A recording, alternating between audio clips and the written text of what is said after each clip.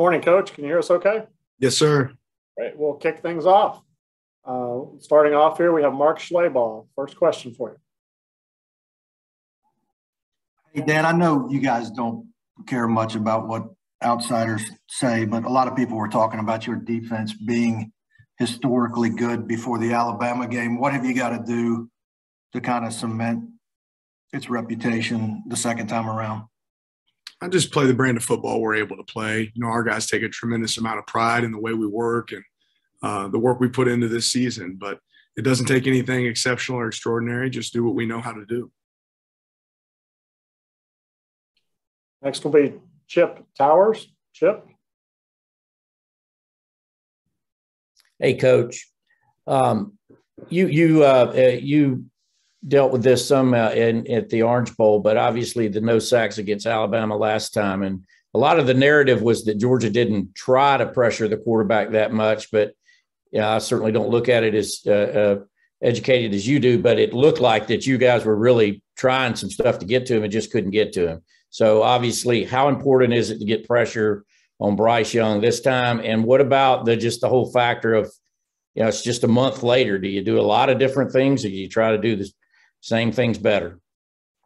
Yeah, ultimately we want to create pressure. We want to be able to get after Bryce. As far as how we're going to do it, I don't want to give away all our secrets yet, Chip. Hopefully we can wait till after the game to figure that out. But, we want to generate pressure, and certainly there's a lot of different ways you can do that. He's really good at avoiding the rush, and they did some unique things to protect him. So we have to attack it a little bit differently, but how we do that, there's a lot of different ways we can do it. Next, we'll hear from Ralph Russo. Ralph.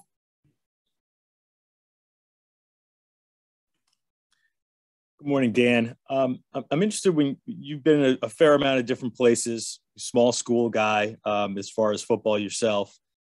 When you're at Alabama for a year and now at Georgia, it's going to sound silly, like how much do you notice how much better the players are? But when you get to a place like Georgia and you've been other places, what is sort of that moment of like, oh my, like this looks different from some of the other places I've been? Obviously, that going in, but when you actually see it and are part of it, does it sort of hit you in a way that's a little different when you get there? Yeah, there's a big difference. And ultimately, I think one of the biggest things that's different, especially in our league and playing against a team like Alabama's in the trenches, up front with the defensive line and offensive line, but the speed on the field, it's all relative because every football field's 100 yards, right? But the size and the speed is a tremendous difference. Next will be Mark Weiser. Mark. Hey, Dan. Nolan Smith was on here earlier. Kind of shared how emotional he got losing to Alabama in the SEC championship game. Is that the player that pours a lot into what he does? And at the outside linebacker position, this is a little kind of a second question. What do you leave him behind when you go to Oregon in terms of guys that are up and coming that you expect can take a next step? Yeah, Nolan's an emotional guy, but that's one of his greatest strengths. He takes so much pride in what he does. He cares so much, and I think that's one of the things that made us unique this year is how many guys on our defense and on our team that care. And obviously you want people on your team that care. I'm excited about what that room will look like going forward. Probably not for the first game next year, but they've got some good guys in there. Chaz Chambliss. Nolan, I think, has got a great opportunity to make a decision on what he wants to do going forward. MJ Sherman, and there's some young talent that's getting brought in there as well. I know, Rob Beal has a decision to make as well. So some of these guys have tough decisions to make. I know that's not their focus right now. And then we signed some, young talent in that room also. So it'll be a good room. Next will be Mike Rodak. Mike. Just how do you go about preparing for Alabama's wide receivers, the younger guys who don't have a lot of film on them, and just how did you adjust your defense when John Mechie was injured in that last game? Yeah, they have talent at wideout. Just even losing Mechie, those other guys that have come in have shown that they're obviously really capable and successful players. But it does change your plan. You'll have to do some things differently. I know we've brought a lot of speed over, from the offense.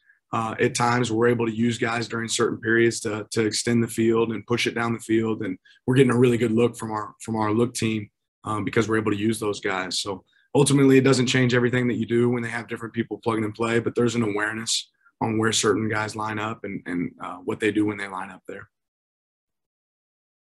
All right. Next, we'll hear from Zach Klein. Zach.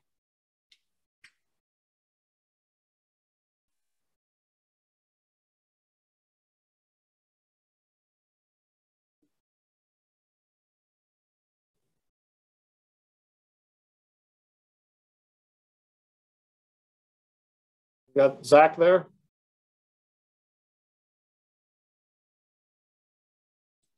There we go. Just waiting to get unmuted. Thanks, Brett. Dan, Nakobe Dean told me that you were the first ever coach to see him when he was in high school and you were in Memphis. He said that you told him you just want to put eyes on him, probably not going to get you here, but might get you down the road. What do you remember from that first meeting with Nakobe? Yeah, Nakobe. Sorry, was there more to that question, Zach? Yeah. Ultimately, I was at Memphis at the time when I first learned about Nakobe Dean. He had a great head coach, Brad Boyette, who, I was a big fan of and that was my area, recruiting Mississippi when I was at Memphis. So got to go down there and see him. And everybody talked about what kind of player he was, and that was evident on his film. He actually kind of played the star position, outside backer spot as a freshman, played really early. But what was impressive was all the things off the field for Nakobe, his academic standing, the leader he was in his community. This guy did homework nonstop. When you talk to him in recruiting, he'd be, "Hey, coach, I appreciate it, but I got to get off the phone. I got to get back to homework." So he's just his work ethic, and he's a great example of the way you do anything is the way you do everything. Nakobe really lives by that standard. It's the same way he gives off the field, the same way he is in the classroom is the same way he is on the field. So I have a lot of fond memories of growing, of recruiting Nakobe and then now having him as a player, and was excited to get to Georgia where we had a chance to get him. All right. Next, we'll hear from Steve Croner. Steve. Yeah, Coach, you don't have to worry about going against Brock Bowers for another 9 months anyway. But as a defensive coordinator, when a team has a tight end as good as Brock Bowers, what does that do to your mindset and to your scheme heading into that game? Yeah, Brock's a headache for the other team. I'm glad he's on our team. In a lot of ways, Brock's like having another wideout out there on the field, obviously. And he's extremely talented, does a great job catching the ball in tough situations. I think he's developed a great amount of trust, with Stetson and in the offense. And he's really done, Coach Munkin's done a phenomenal job of moving him around and using him in a lot of unique ways. So you definitely have to treat him different. You can't treat him like your standard tight end. Thank you. Next, we'll hear from Michael Casagrande. Michael, you're up. Yeah, Dan, we hear a lot about Kirby Smart and his ultra competitive side. What memories do you have of him? Anything behind the scenes that you could tell us about what he's like as a competitor in practices or in games? It doesn't matter what it is for Coach Smart. I love his passion, and I've always said that I think your players take on the energy that you put out as a coach. And Coach Smart has tremendous passion, whether it be team run on a Tuesday in practice or if it's Saturday out there on game day. He brings it every single day. There's never been a day that I walked off the field and been like, well, Coach wasn't really out there. No, that's never happened. And you see the same thing around his family, whether he's playing basketball with his son or whatever it is, the guy just likes to win. And that resonates through our program. And he prepares to win. It's not something where you just roll the ball out and think you're going to show up. He's willing to do the work it takes to be successful. So I think he realizes that, when you compete, it's not just you compete on game day. You have to compete in the way you practice. You have to compete in the way you prepare, the way you analyze data and results. And you see that constantly from Coach Smart. That's something certainly that I've learned being here. But he wears it on his sleeve every day, and I appreciate that. Next up is Maria Martin. Maria.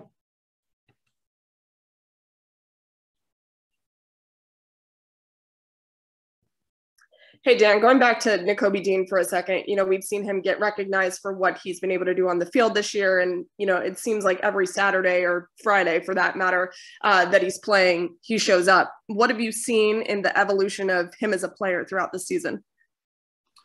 Yeah, I think, he's attacked a lot of the things that we thought he could get better at. Coach Schumann does a phenomenal job with that linebacker room, not just Nakobe, but, Channing, Quay Walker. These guys have played at a really high level all year. But, Nakobe's really improved in his coverage ability in my mind. He's really taken pride in being an explosive blitzer, and he's created a lot of havoc plays with that, the way he's played, the physicality that he plays with. This guy tackles in practice. He works really hard in practice to be a good tackler, and I think that's something he's improved in, and you see. But he's just a lot more efficient overall in his movements, and that comes with reps. The more you play, the more successful you're going to be, and I think you see that with him. Thank you. Next up, we'll hear from Dennis Dodd. Dennis.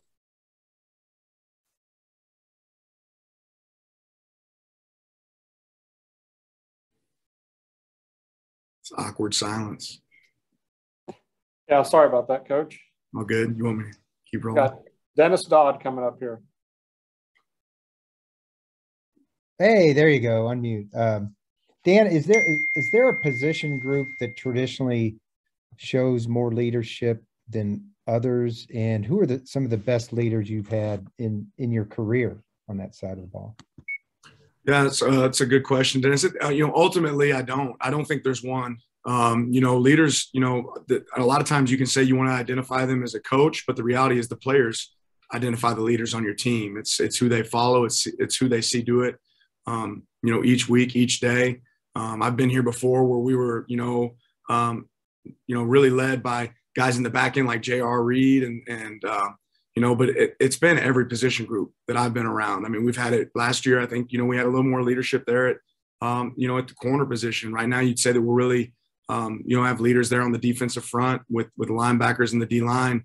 But every year it's a different group. And the reality is the players follow the guys that lead. And been fortunate enough to be around a lot of really good ones. This team has as good as any that I've ever been around. I think Coach Smart mentioned it earlier, this season, but it's the first time I've ever been a part of a team that we came off after a big win.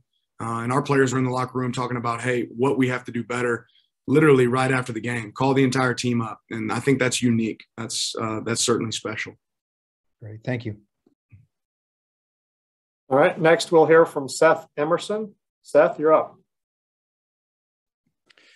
Dan, not to relitigate the pass rush strategy against Alabama too much, but it seems like you all had a choice of do what some other teams had done against Alabama to success earlier, or kind of stick with what had worked for you all the first 12 games. Is that too simplistic a way to sum it up, or is that close to what you saw it as? I don't know. I think we watched film pretty close and try to see what's successful against the team. And I think they had good answers and played better than we played that day. I think we're always been really pretty multiple and have a variety of ways that we can attack teams. I think we've carried that into every game. So if you go back and look at that game, we tried to attack in a lot of different ways and they were more successful than us. I think we'll always you got to have answers, and they had better answers that day than we did, but we'll build off of that. Next up will be Mike Griffith. Mike, you're up.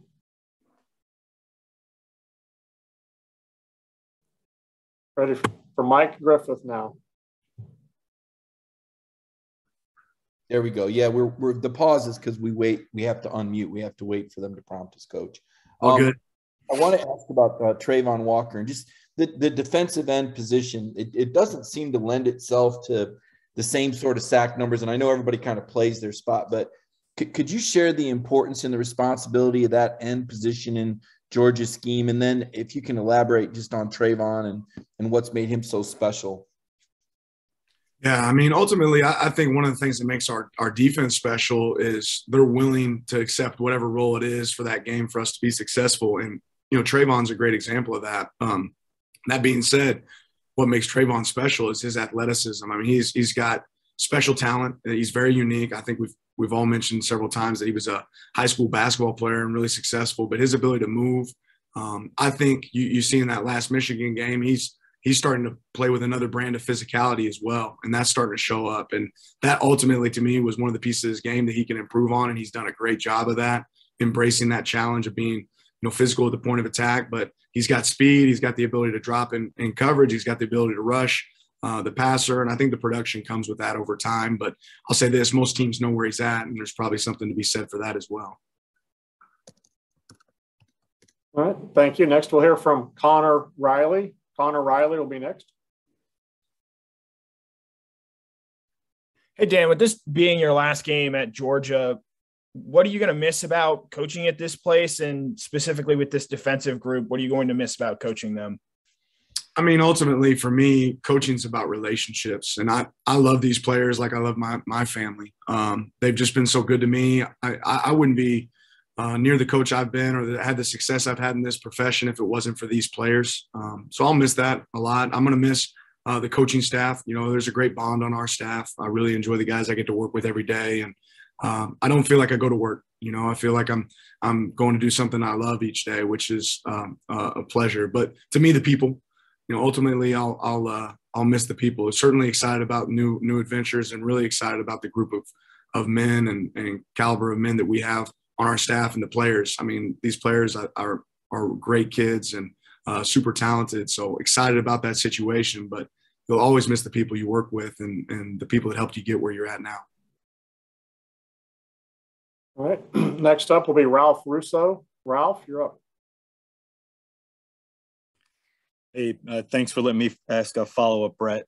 Dan, I know you can't move the Atlanta metro area to Eugene, but what can you bring with you from your time at Georgia, philosophy, strategy, maybe apparatus that you can rebuild at your Oregon as far as recruiting is concerned? Yeah, well, one of the big benefits, obviously, of being at Oregon is it is a national brand. We can go anywhere in the nation and be able to sign players. But I think you can just bring that relentless pursuit that we operate with day in and day out here, and the organization behind it. We can bring the mentality of how we play football to a certain level. And I've been really fortunate to have high quality experience in my time, whether it be here at Georgia or Memphis or Alabama or some of the other places I've been able to visit. So, and coach. So taking all that out there, I think will be really important. And then the biggest thing is just learning from that experience. Not any situation is the exact same, but recruiting ultimately at the end of the day comes down to work. And it's going to take work to get great players at Oregon, and we have the ability to get great players there, and great players should want to come there. All right. And our final question for today will come from Lane Higgins. Lane. Hey there, Coach. It seems like in the past few years, few people have been able to solve Alabama, and, LSU and Clemson have had their chances to get one over Alabama. But does it feel like there's almost this accumulated pressure on Georgia, given how many swings this team has had against Alabama in consequential games, and also just the added pressure that it's happening again in a national championship, and, there's that whole 41 years thing hanging over your head too? Yeah, none of that's hanging over our head, Lane. At the end of the day, we want to go perform to the best of our ability. We want to execute at a really, really high level. But ultimately, it's not about them; it's about us. We want to go play our best game, and if we play our best game, we feel confident that that we can win that game. That being said, they're a really good team, and they deserve all the credit in the world for everything they've done over time. But so are we. So we expect a good game. We expect a tough challenge. But there's no more pressure outside the room than the pressure that we put on ourselves to perform at a high level. I know that. I know how much our players care, how much our coaches care. So we got to have a great plan, and we got to go out there and execute. And I think we can do that. Coach, thank you very much for your time. We look forward to seeing you in Indianapolis this weekend. Thank you, guys. This concludes today's media call with the University of Georgia. Transcripts and recording of this will be available on